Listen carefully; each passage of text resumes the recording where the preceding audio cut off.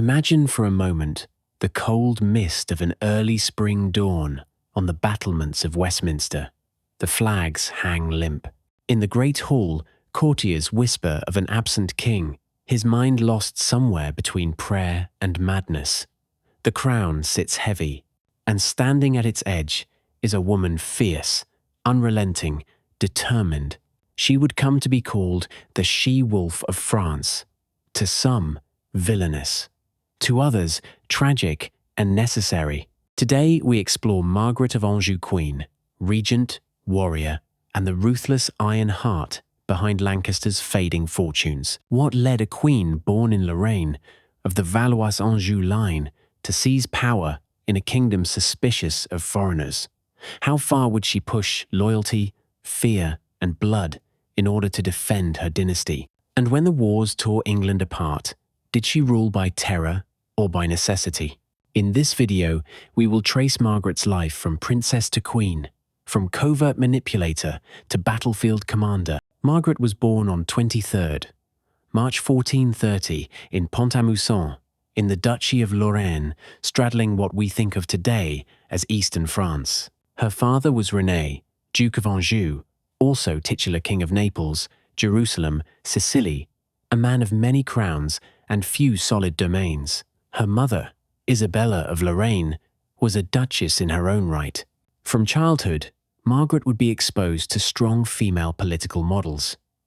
Her paternal grandmother, Yolande of Aragon, had served as regent of Anjou and was deeply involved in French politics.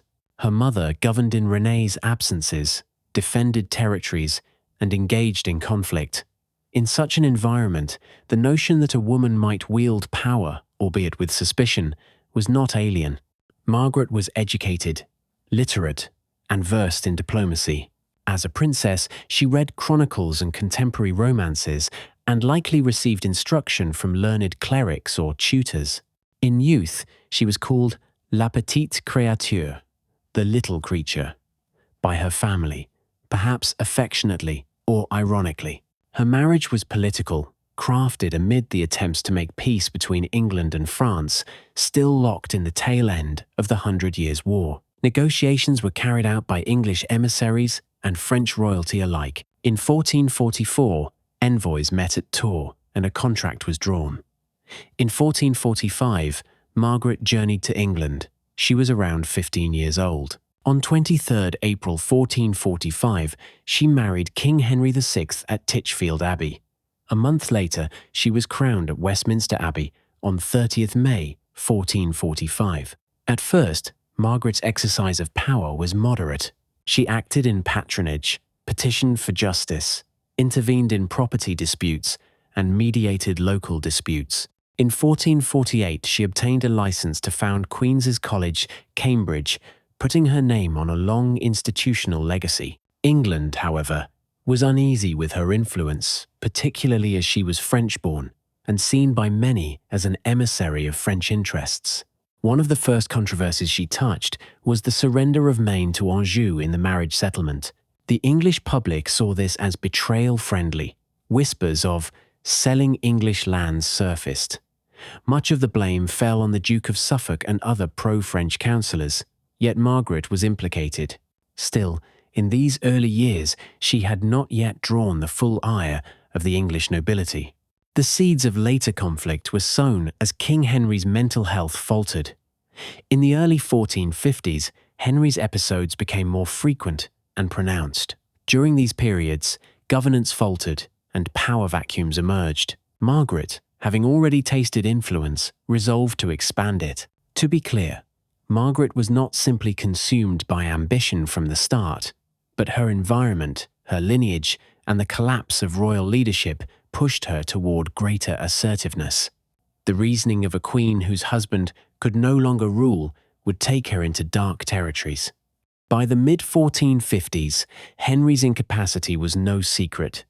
He would lapse into catatonia, obsessively pray, or simply withdraw. During these spells, England was governed by regents, councils, and factional lords. Margaret could not abide indecision or abandonment of her son's claim.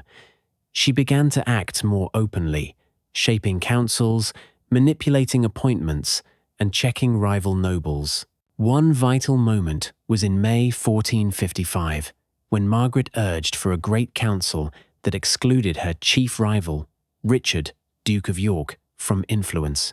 This exclusion effectively ignited the civil conflict that would come to be called the Wars of the Roses. That council, intended to consolidate Lancastrian control, reinforced York's sense of injustice and set an inescapable clash in motion.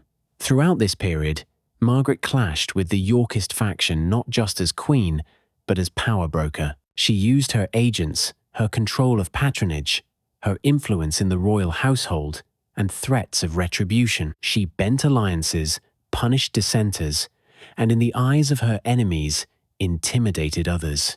Many chroniclers of the time depict her as temperamental, vindictive, and ruthless.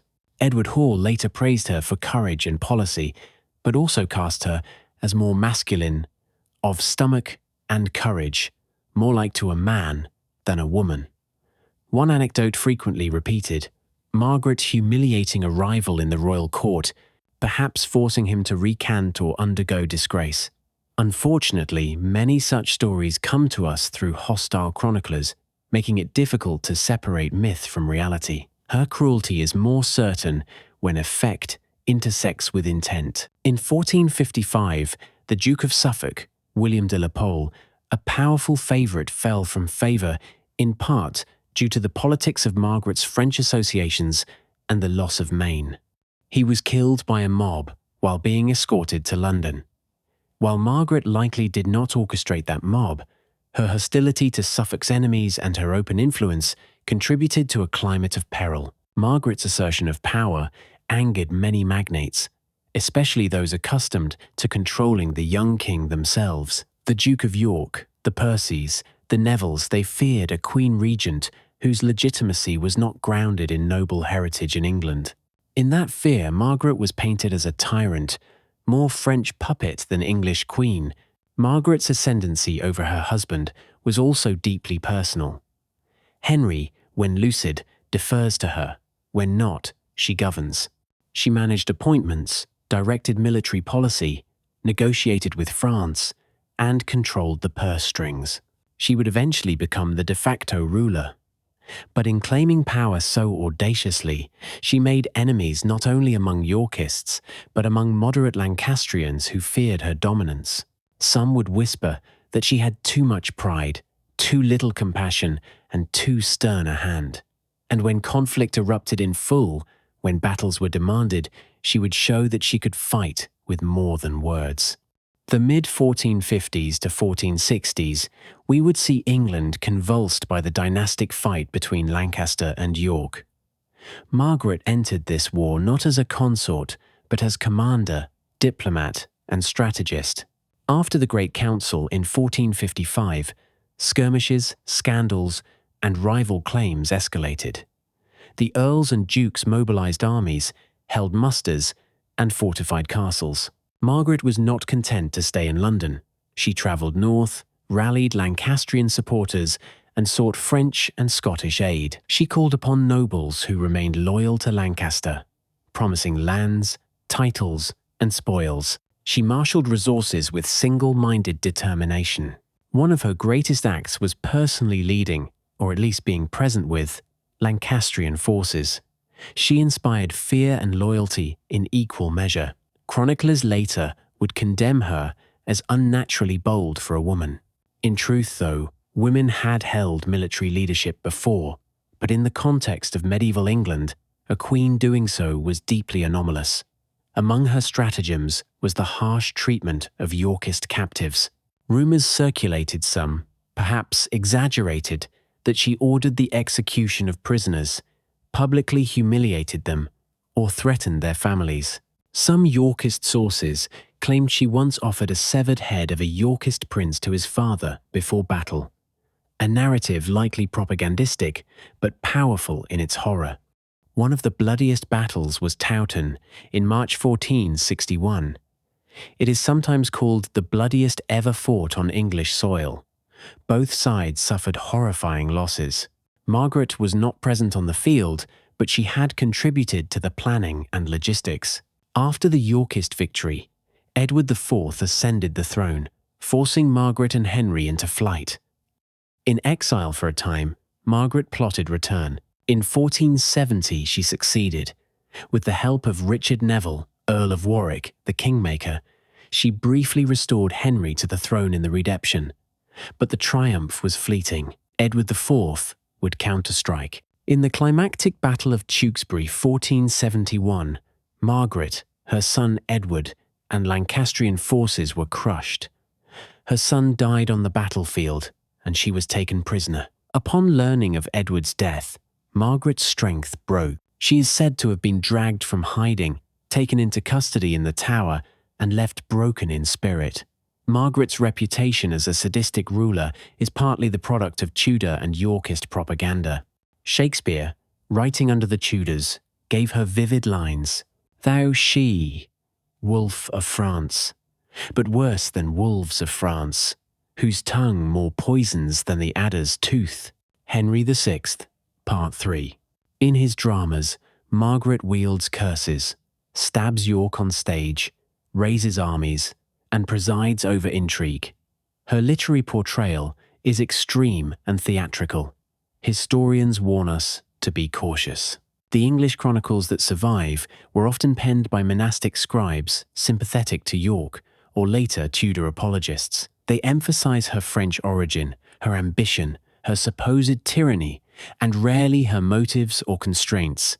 Yet, within the chaos of civil war, her ruthless acts become more intelligible. In a world where betrayal, massacre, shifting loyalties, and sudden execution were the norms of noble conflict, Margaret played with the weapons available.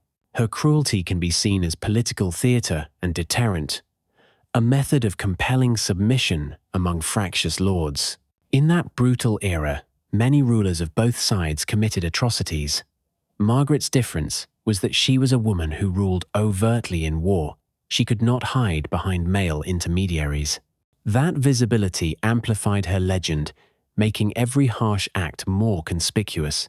She fought like a queen possessed, but ultimately she lost, not simply because of her ruthlessness, but because the tide of politics and fortune turned against her. After Tewkesbury, Margaret's fate was sealed. The Lancastrian cause lay in tatters. Henry was imprisoned. Her son was dead. Captured, she was taken to the Tower of London. Henry VI, perhaps murdered some suspect smothering, died soon after in the Tower. Margaret lingered in imprisonment. In 1472, she was placed under the care of her former lady-in-waiting, Alice Chaucer, Duchess of Suffolk. In 1475, she was ransomed by her cousin, King Louis XI of France, and allowed to return to the continent. But the queen who once marched armies now lived in reduced circumstances. She became a poor relation at the French court, dependent upon charity and small pensions. Her debts mounted. When she died on 25th of August 1482 at Dampierre-sur-Loire, she was far removed from the throne she had tried to defend. In her final years, the iron will had faded. She was a ghost of former power, remembered more by her enemies' curses than her own deeds. Her burial was at Angers Cathedral, alongside her parents, though during the French Revolution her remains were scattered by mobs. The tragedy is stark.